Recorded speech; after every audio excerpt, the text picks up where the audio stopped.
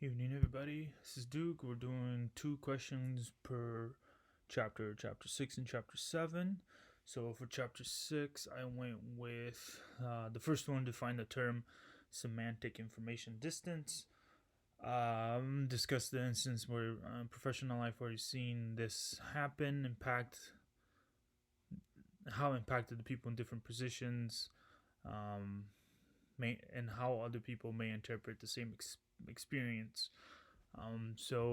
Semantic information distance on page 27 is defined, described how employees and supervisors do not share the same view of some fundamental areas, such as organizational issues or basic job duties. With me, so I work at Fairchild, obviously, but more specifically, I am part of the services flight. So, what we do is provide food, lodging, or fitness. Sometimes we get into the fitness center, but more so, we do wing or installation wide um, events. So, prior boss or commander, he's always about wanting to do things for each of the units, little favors here and there, provide them retirement ceremonies and all this other stuff, when in reality that's not what we do. We don't do squadron or unit level events. We're thinking bigger picture for the entire installation to take care of. So that's where our back and forth was a lot about. um, and people even within the installation would also say or expect that from us, because that was a older um, prior iterations, or not iterations but prior successors that I've had in the past for my position, that they did everything people asked them to do, right? Kind of the whole thing. So my last supervisor on the enlisted side and myself were trying to shift that whole paradigm, or that whole notion that we just do all of these things for them because other units don't want to do them for themselves. So that was kind of a little bit of a learning curve for a lot of people within the installation to figure that out. And then the next question was talking about information, or our author discussed communication with your boss and offer some tips. Using text to explain, then analyze their advice. Is it good? What are the drawbacks, negative sides of those things? What would you add as a tip? So on page 128, it talks about ingregation. Basically, being a brown noser, we all know what that looks like. Our teacher's pet. We always had one of those in school. Um, and then they used it advocacy, meaning to find ways to convey your message to your supervisor. Um, it's tough to say that there is one fits all strategy. Um, Things that worked for me, excuse me, is getting to know my supervisor by trial and error. I know it takes time. There's no easy button for it, but it's just going to take time on your part. I did read a book a long time ago, just by myself. Read this book. It's called Dare to Lead, and it talks about finding people's core beliefs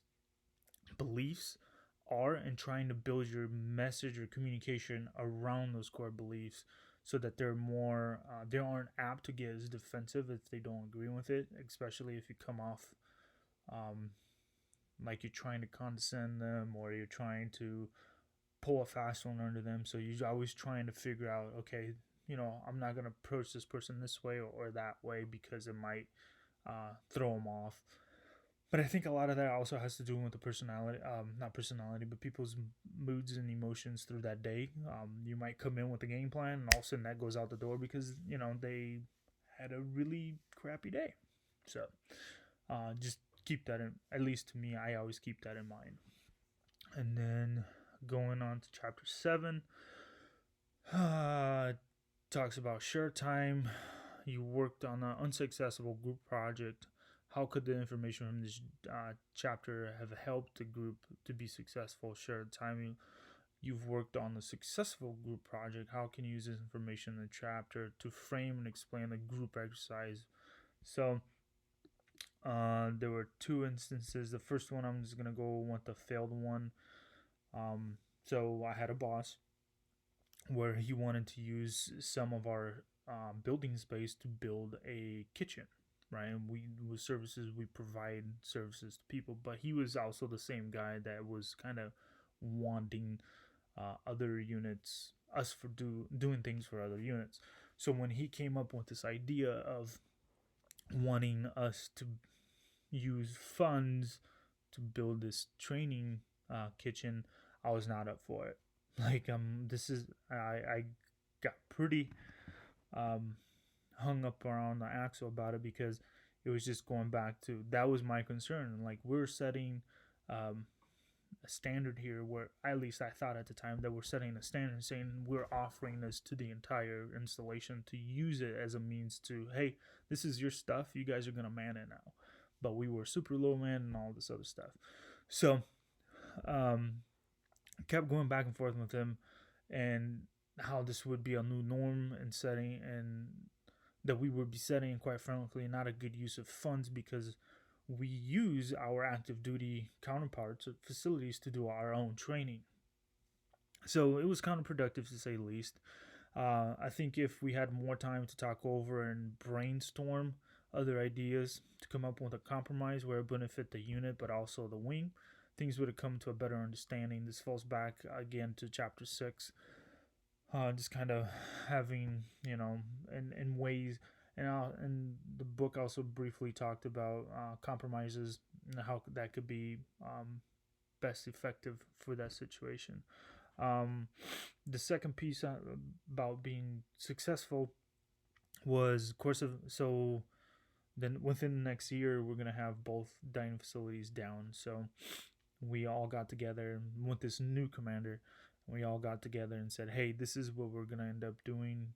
Um, Here's some courses of actions. We have 1, 2, 3, 4. One being the best option you have. Here's all the limiting factors that could potentially happen. This is what we're looking for option 2s." And we basically went down the list and say, this is exactly what we're going to do. We're going to pull up our food trailer out that we use for disaster training, disaster operations, but we can use it and we're going to feed people out of this. And here's the location.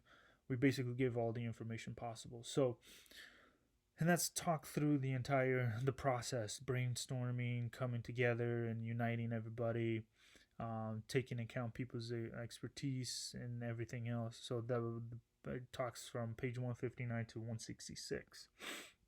And then the last one, explain and critique conflict as it is discussed in the book. What do you believe is most true and useful, at least accurate, relevant, and useful? So on page 169 through 174, it talks about a bunch of things when it comes to conflict. They also use interchangeably discussion, which not a lot of people like conflict, but discussion. Part of any team, I think it's a healthy thing for teams that will come across conflict on one way or another. There are way too many factors to that play into it when it comes to conflicts and how to mitigate conflicts. I think mood is definitely one that stands out. Sometimes a simple change in person that is now in charge of a certain program. This may that they want done a different way will cause issues. Sometimes let's see here. This will create confrontations. Humans don't like change. Period. But finding the mutual ground and compromise will help create understanding where each other's coming from. So these tough conversations will help teams display where they're coming from and what their train of thought when it comes to certain issues. So asking them around for their input and not just having a unilateral decision will help quite a bit. But yeah, that's all I got. I know I made it super long, but I'll talk to you guys later.